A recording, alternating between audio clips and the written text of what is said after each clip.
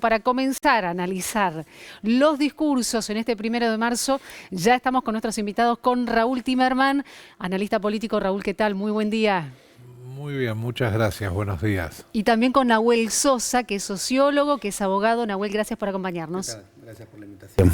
Y Ale, ¿comenzamos? Sí, a ver, recién estábamos hablando, mientras escuchábamos al jefe de gobierno, y enseguida nos metemos porque tenemos tiempo, Sí. hasta que arranque en el Congreso para analizar varios puntos.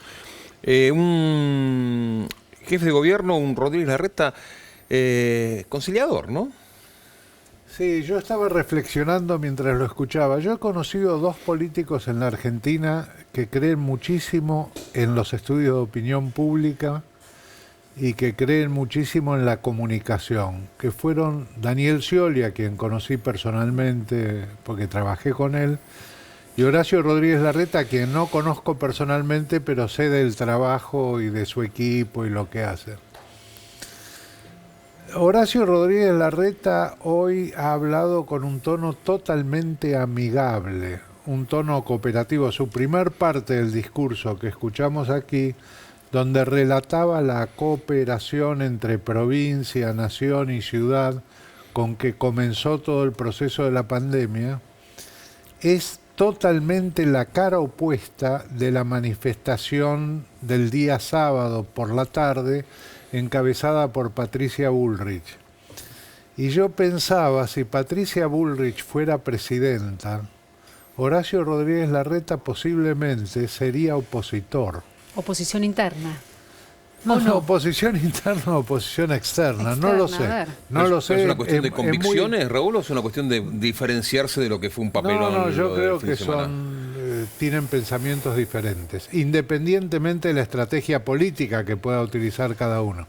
Creo que la estrategia que usa Patricia Bullrich es muy útil para profundizar la grieta y que el electorado tenga que elegir entre dos alternativas la que considere, porque el electorado, ¿cómo se divide? Hay un 25% que va a votar siempre Juntos por el Cambio, sea quien sea candidato.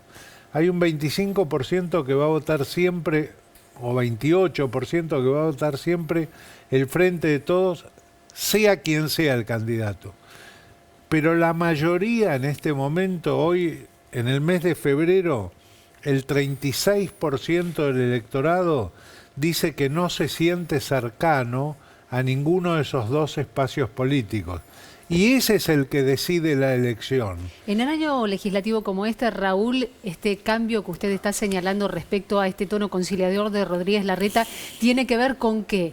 ¿Con lo que le acaba de pasar por la semana de vacaciones de Bucios o con lo que puede ser una pretendida candidatura presidencial dentro de Juntos por el Cambio por parte de Rodríguez Larreta? Bueno, yo creo que básicamente Rodríguez Larreta aspira a ser presidente. Y Patricia Bullrich aspira a iniciar un camino que la lleve a la posibilidad de ser presidenta, o por lo menos candidata a presidenta por ese mismo espacio. Es decir, una Bullrich que acrecienta las diferencias. Así y es. Un Rodríguez Larreta que tomó la buena receta que también le había dado muchos frutos al presidente de la Nación cuando tenía ahí por marzo, abril, 60% de imagen positiva, apostando al diálogo, apostando a la conciliación entre las partes. A Larreta lo benefició porque le dio una imagen a nivel nacional que no tenía. Y toma, me parece, esa receta de ser conciliador, de estar abierto al diálogo, algo que parecería que en el electorado cae bien. Yo te diría que en la segunda semana de abril Alberto Fernández tenía un 82% de aprobación de gestión. Horacio Rodríguez Larreta estuvo 9 veces desde la Quinta de Olivos junto a Axel Kicillof y Alberto Fernández en emisiones que, a pesar de no ser cadenas nacionales, eran transmitidas por todos los canales. Bien, eso lo hizo conocido a nivel nacional a Horacio Rodríguez Larreta. Horacio Rodríguez Larreta era conocido en el área metropolitana de Buenos Aires. Esas 9 presentaciones por televisión junto al presidente y a Axel Kicillof lo hicieron conocer a nivel nacional. Hoy, a nivel nacional, la mejor imagen de un dirigente político es la de Horacio Rodríguez Larreta. Esto quiere decir que Mauricio Macri, quien lo respaldó al propio Rodríguez Larreta en las últimas horas, quedaría dejado de lado, es decir, buscamos una Por la metáfora. opinión pública, Claro, sí. Sí, a ver. Sí, la opinión pública, aquellos que están mirando una alternativa que no sea el oficialismo, miran a Horacio Rodríguez Larreta.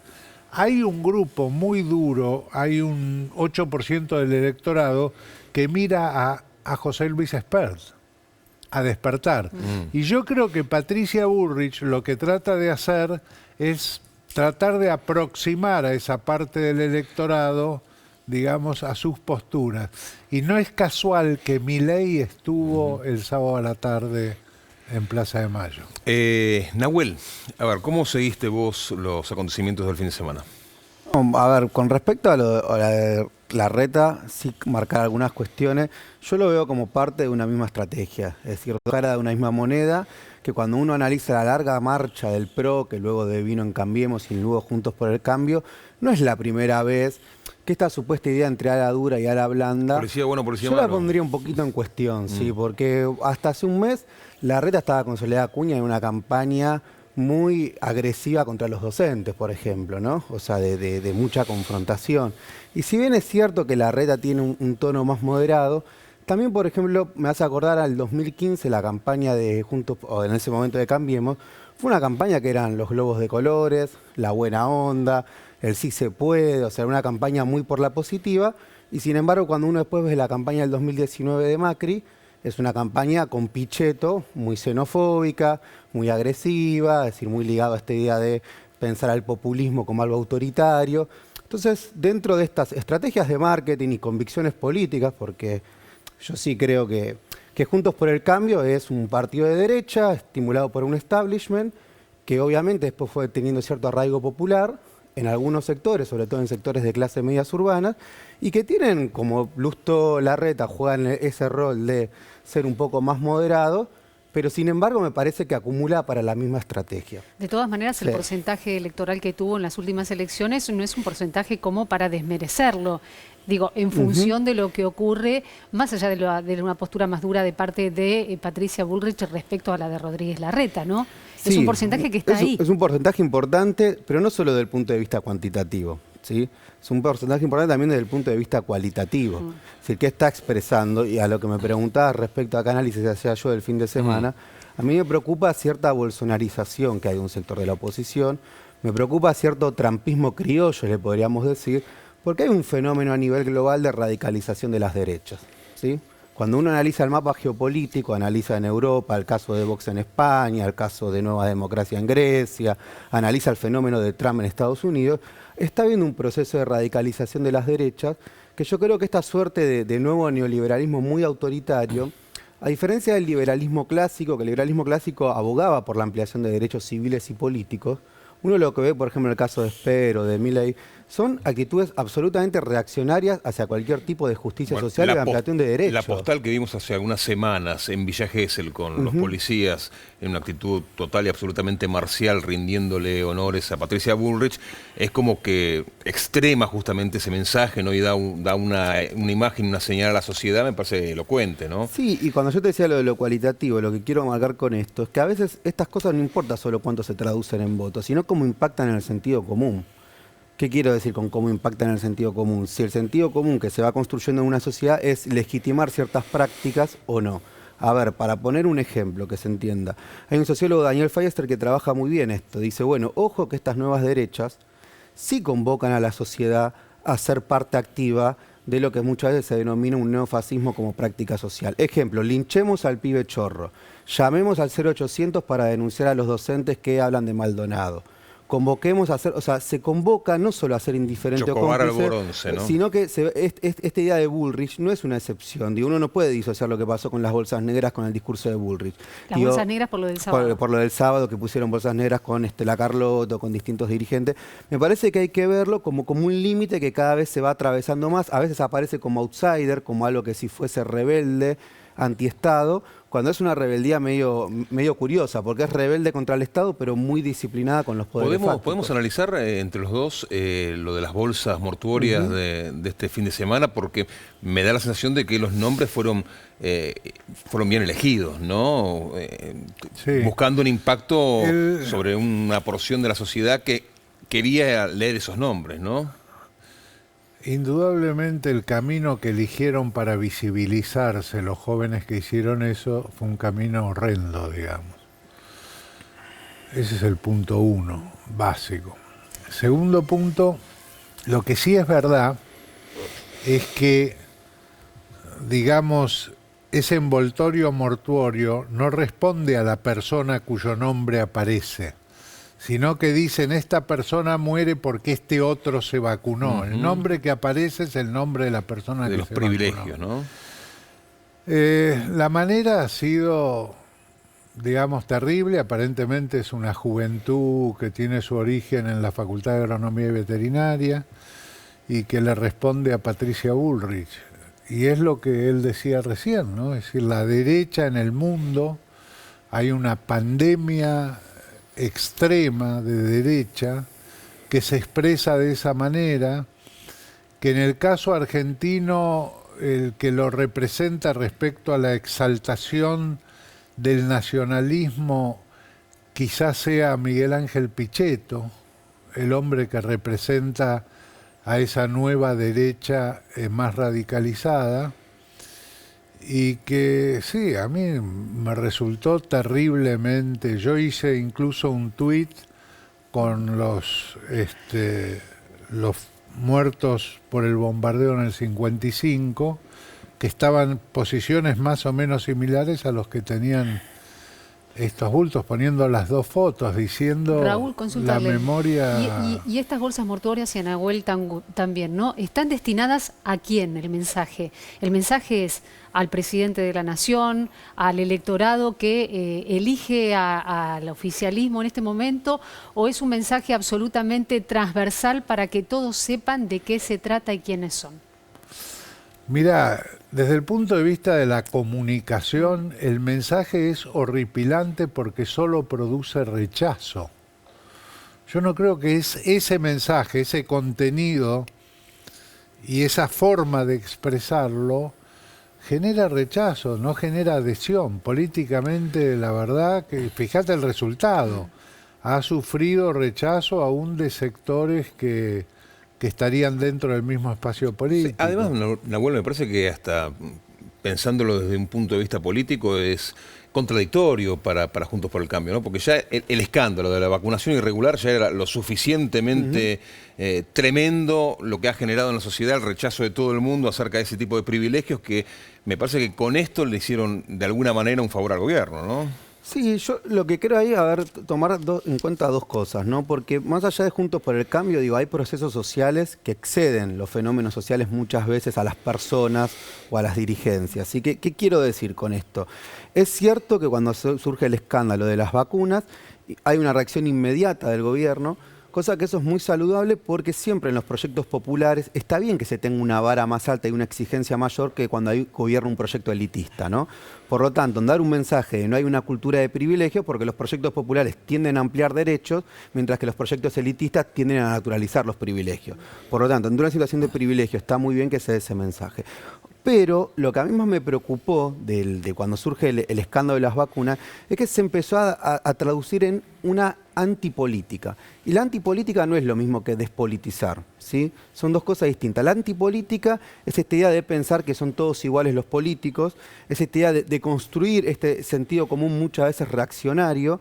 Entonces, lo que ahí uno tiene que preocuparse, yo te decía anteriormente que hay una radicalización de las derechas, que crecen también los discursos de odio. Sí, vos me decís, bueno, pero entonces, ¿qué son los discursos de odio? Los discursos de odio muchas veces son sistemas de creencias, son formas de pensar en la cual al otro no lo veo como un par. ¿Sí? No es que el otro es un adversario, pero ambos tenemos diferencias, pero reconocemos cierta legitimidad. El otro no debe existir como sujeto de derecho. El otro no es un otro, por decirlo de alguna manera. Entonces ahí se empiezan a construir una serie de estereotipos, los vagos, los cucas, los choriplaneros, que lo que buscan es justificar luego violencias que pueden ser simbólicas o materiales. Lo del sago es una violencia simbólica. Sí, esto hay que ponerlo en esos términos. Es usar a la necrofilia, o algo que a veces llamamos en ciencias sociales la tanatopolítica, que quiere decir hacer obras en función de la muerte, pero es de un ejercicio de una violencia simbólica, porque lo que se está poniendo ahí en discusión, incluso en una marcha que podía tener su legitimidad, su reclamo en rechazo a lo que había pasado con las vacunas, lo que me parece que se está poniendo ahí, y tomando lo que decía Raúl antes, es que hay un fenómeno que lo excede a Cambiemos, que son determinadas radicalizaciones, lo vimos con la antivacuna, lo vimos en su momento también con las anticuarentenas, en un contexto de pandemia que, como todo contexto en el cual hay una situación desconocida, en la cual hay una desconexión de mucho temor de las sociedades, porque todavía estamos en pandemia, yo siento que a veces capaz que seguimos, bueno, es tierra fértil muchas veces para algunos procesos de radicalización y sobre todo algunos procesos, digo, de rechazo hacia el otro. Eso es lo que está haciendo con esas bolsas, es negar que hay un sector de la sociedad que se ve referenciado en Estela Carlotto, que se ve referenciado en un proyecto. Ahora, la dirigencia política, la dirigencia social no debería ser responsable a la hora de analizar la situación social, económica, sanitaria del país, como para apelar a lo que hicieron. Digo, sí, pero ¿no debería haber por parte de quien pretende dirigir o llegar a ocupar un cargo electoral cierta vergüenza de capitalizarlo de esta manera? Sí, es que lo que me parece es que no hay que buscarlo como un hecho aislado. Hablábamos antes, Raúl mencionaba la estrategia de Patricia Bullrich. Bueno, Patricia Bullrich acaba de salir ayer a la noche a cuestionar a Estela Carlotto y decir que no tenía autoridad moral. Entonces, esas habilitan esas prácticas. O sea, la democracia no es solo un sistema político y una ideología, es fundamentalmente una práctica social cotidiana. Y somos más democráticos en la medida que esa práctica social la naturalizamos, se juega en lo cotidiano. Entonces, cuando vos habilitás el ejercicio de prácticas que no son democráticas, porque lo de ayer no es algo democrático, utilizar las bolsas de muertos para cuestionar a determinadas personalidades, estamos hablando de Estela Carlotto, una de las mejores personalidades que debemos tener en nuestro país. La expresión puede llegar a ser y es una expresión democrática, pero el antiderecho contenido humano, porque hay un atenta sector contra, de Juntos por el Cambio que tiene una política antiderechos humanos. Mauricio Macri dijo que eran los curros, entonces cuando fue lo de Santiago Maldonado, a Sergio Maldonado se lo atacó sistemáticamente con un ejército de trolls. Entonces, decir, no podemos disociar de que son tres pibes libertarios que un día ponen las bolsas y bueno, es un fenómeno aislado y se excedieron un límite. Ahora, hay una continuidad. Más allá de los actores políticos, lo que demuestra todo esto, ¿no? Porque es el mismo electorado que puede ungir presidente a Alberto Fernández, como puede ungirla a Patricia Bullrich o a Mauricio Macri, lo que habla de una volatilidad absoluta de nuestro electorado, ¿no? Sí, sí hay un tema de levedad del voto de la clase media argentina que se expresa continuamente. Yo, que soy un poco más lento para pensar, me quedé en una frase que dijo Nahuel respecto al ejercicio de la antipolítica. Es verdad, el episodio de las vacunas genera descreimiento en la gente en la política y las prácticas políticas, independientemente del partido o los personajes políticos que en ese momento detenten el poder. Incluso alguien que es tan extremista en sus apreciaciones, tan alarmista y detonadora como Lilita Carrió, dijo, bueno, pero esto forma parte de una práctica política que cualquier otro también lo hubiera hecho. Tiene que ver con la cultura de la política en la Argentina. Y entonces yo me quedé pensando, es verdad, ustedes recuerdan el que se vayan todos, pero el que se vayan todos no fue un éxito de la antipolítica, fue el resultado de la acción de los políticos. Entonces, ahora, ¿cómo está actuando la política? ¿Cómo los políticos están ejerciendo el derecho a hacer y decir? A hacer aquellos que tienen función pública y decir a aquellos que no están en la función pública y solamente pueden declamar. ¿Cómo lo están ejerciendo? La otra pregunta, ¿quién es responsable de la desaparición de los partidos políticos en la Argentina? ¿Por qué desapareció el Partido Justicialista? ¿Por qué desapareció la Unión Cívica Radical? ¿Por qué desapareció el Partido Socialista? ¿Por qué los partidos políticos desaparecieron en la Argentina? ¿Y es posible el funcionamiento de la democracia sin partidos políticos? O sea, hay un montón de dudas. Yo no sé. ¿Tenés alguna respuesta? No, yo creo que habría que empezar a volver a conversar de política. Yo he estado mirando muchísimo televisión estos días.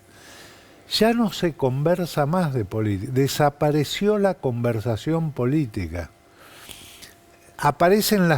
Primero aparece una cantidad de gente que conduce programas de televisión que desinforma en una dirección. Digamos, van en una determinada dirección desinformando todo el tiempo. Esa desinformación produce que la gente maneje una cantidad enorme de datos, de información, pero sin ningún conocimiento, no conoce los hechos, no sabe qué pasó. Lo que sabe es lo que opina tal conductor o lo que opina tal otro, lo que opina el tercero, que ya tienen una opinión formada antes que los hechos sucedan. Pero la gente, a ver, y acá nos metemos también con el rol de los medios de comunicación, ¿no? La gente, la opinión pública, esa especie de esfera social que existe, elige ver con lo que coincide necesariamente, lo que confirma su propia creencia. Entonces, sí, en ese sentido, los medios de una u otra manera también están siguiendo una corriente social. Claro, pero se va fortificando la creencia. Hay gente que tiene interés en ver dos personas conversando de política y que piensen diferente. Claro. Sí, pueden estar discutiendo, argumentando, expresando sus posiciones, pero no ladrándose, tirando eslogan, digamos, tirando chicanas. No hay forma de que crezca la cultura política de un país si no se conversa de política. Si la política está ausente de la conversación, no hay manera de cultivarse políticamente. Bueno, guardemos